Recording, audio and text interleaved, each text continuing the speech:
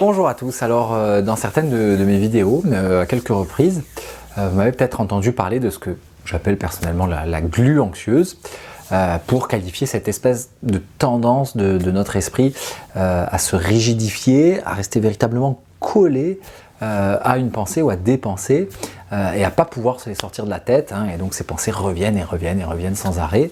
Alors c'est quelque chose qu'on voit bien évidemment chez les personnes qui souffrent de troubles obsessionnels compulsifs, de TOC, mais aussi chez ceux qui souffrent de TAG, donc le trouble d'anxiété généralisé, avec des inquiétudes extrêmement collantes et envahissantes. Et récemment, je suis tombé sur un article en anglais qui parlait exactement de la même chose, mais dans des termes qui sont un petit peu meilleurs que mon terme de glu anxieuse. On parle de sticky mind. Alors, mind pour l'esprit, et sticky comme dans sticker, donc un autocollant, donc sticky pour parler du côté adhésif, du côté collant.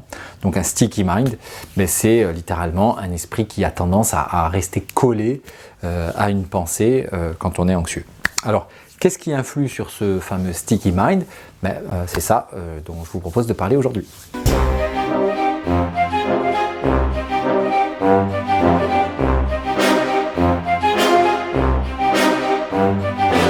Alors avant de débuter, comme d'habitude, pensez à vous abonner à cette chaîne, et puis j'en profite pour dire qu'au moment où j'enregistre cette vidéo, on est en mars 2021, et cette chaîne vient tout juste de passer les 20 000 abonnés. Alors un grand merci pour votre confiance, et puis si vous êtes nouveau ici, n'oubliez pas de télécharger mon petit guide de 11 techniques contre l'anxiété. Le lien est dans le texte juste en dessous.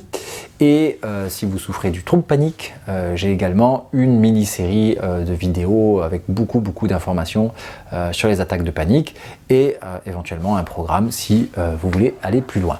Voilà.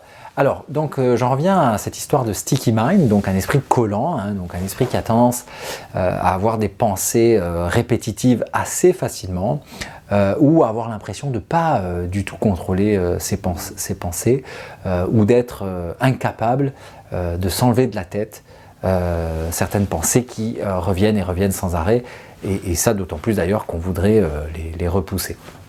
Alors la question qu'on peut se poser, c'est: est-ce qu'il y a des facteurs qui peuvent influencer sur cette espèce d'adhésivité de votre esprit? Et on va voir que la réponse est clairement oui, et je vais vous expliquer tout ça. Mais avant qu'on regarde ensemble ces fameux facteurs, je voudrais dire deux mots sur le pourquoi c'est important de s'attarder là-dessus, à mon avis. Alors il y a plusieurs raisons à ça. La première, c'est que c'est pour que, disons, vous sentiez moins dans la peau d'être une espèce de victime de votre tête, de votre sticky mind, et qu'au lieu de le subir, vous puissiez d'abord constater qu'il y a tout simplement des variations dans ce phénomène d'adhésivité, et dans un deuxième temps, que vous puissiez comprendre ces variations en ayant une meilleure conscience des facteurs qui sont à l'origine. Alors pourquoi c'est important?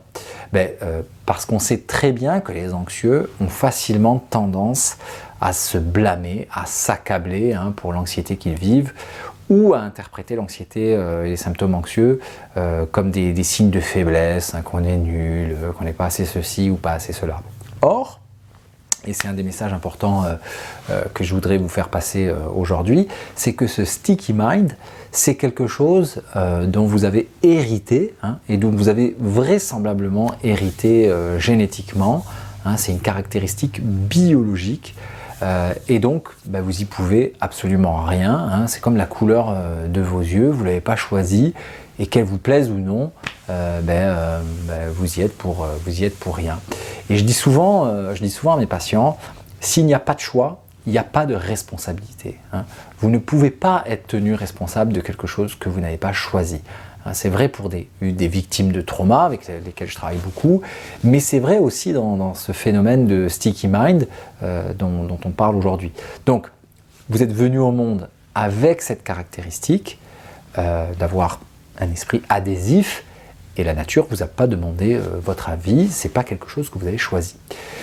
Et d'ailleurs, c'est intéressant de voir si dans votre famille, il y a quelqu'un qui semble également avoir le même genre d'esprit adhésif, collant, hein, qui n'arrive pas à se sortir quelque chose de la tête.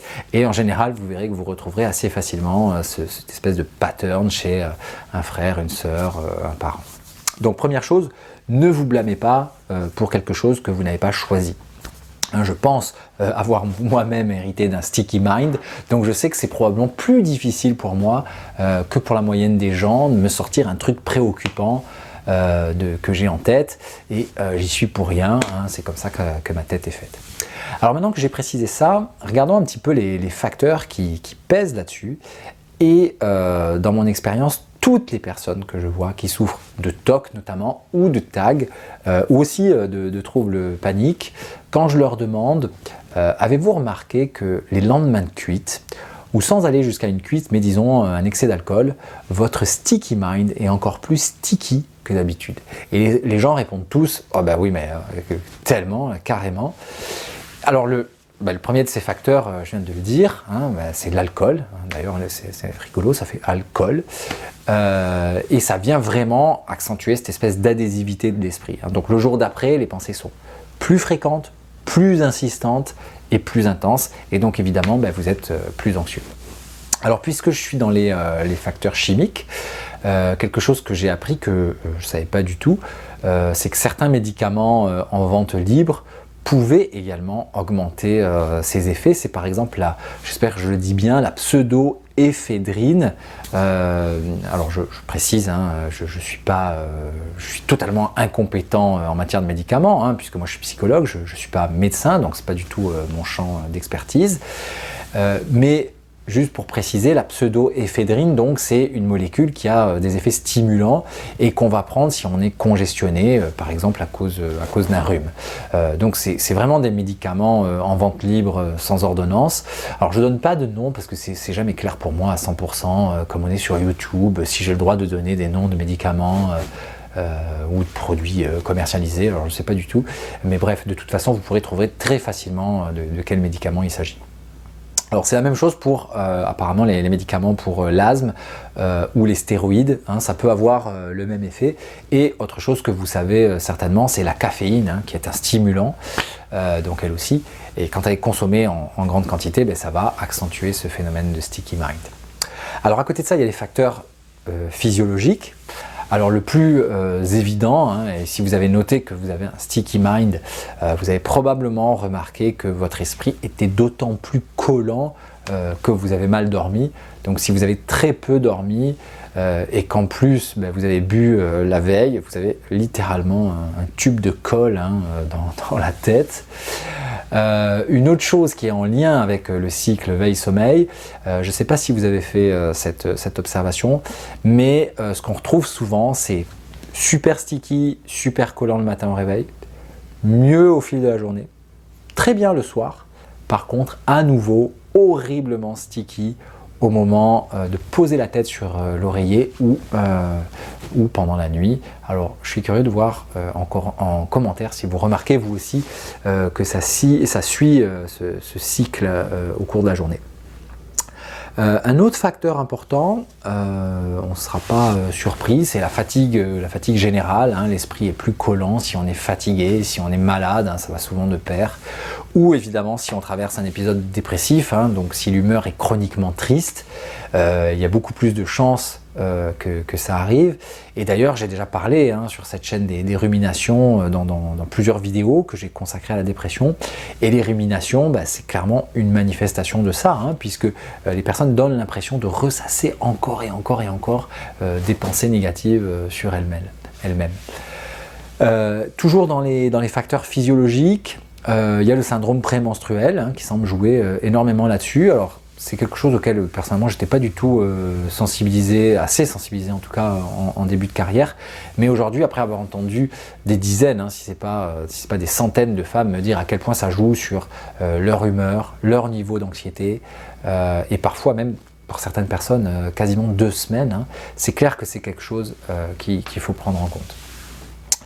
Et donc, à côté de ces facteurs physiologiques et ces facteurs chimiques, il y a aussi des facteurs situationnels, hein, comme les stress. Alors, ce qui est étrange, c'est que c'est les bons stress ou les mauvais stress. Hein. Par exemple, dans les bons stress, un mariage, une naissance ou un événement agréable que vous attendez depuis longtemps, n'importe quoi finalement qui va augmenter le niveau d'activation générale de l'organisme va remettre une petite couche de colle supplémentaire dans votre esprit. Alors ben voilà, je pense que ça fait un petit peu le tour des facteurs principaux. Alors soyons bien clairs, hein, je ne donne pas tous ces facteurs pour vous dire qu'il faut à tout prix que vous évitiez tout ça, hein, ça aurait absolument aucun sens, hein. C'est un peu comme si je vous disais de vous enfermer dans un monastère. Bon, c'est une option, hein, moi je respecte absolument les choix de vie de tout le monde, mais ce que je veux dire, c'est simplement d'avoir conscience que ces choses-là peuvent augmenter ce phénomène de glu anxieuse dans votre esprit. Je crois personnellement qu'on subit moins quelque chose quand on le comprend, hein. Et donc si vous repérez que vous avez hérité de ce sticky mind, vous pouvez mieux comprendre ce qui agit sur lui sans vous blâmer, hein, comme je le disais tout à l'heure, mais aussi pour vous entraîner à composer de manière différente avec des idées intrusives, des inquiétudes, des ruminations, hein. Donc vraiment apprendre à vous dégager du contenu de ces pensées, à ne pas dialoguer intérieurement avec elles, à ne pas chercher à les contrôler, etc. etc. Bon, c'est un autre sujet, j'y ai déjà fait référence à droite à gauche, mais de toute façon, c'est clair que j'y reviendrai.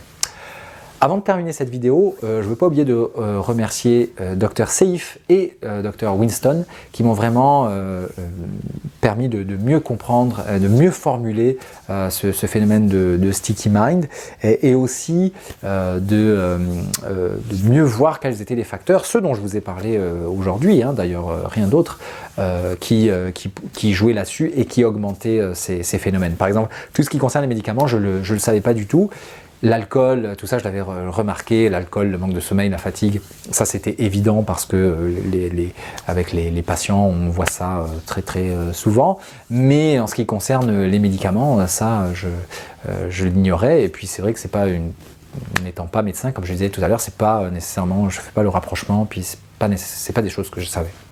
Voilà, alors j'espère que vous avez apprécié cette petite vidéo, si c'est le cas, n'hésitez pas à mettre un petit like, et je vous retrouve très bientôt, bye bye.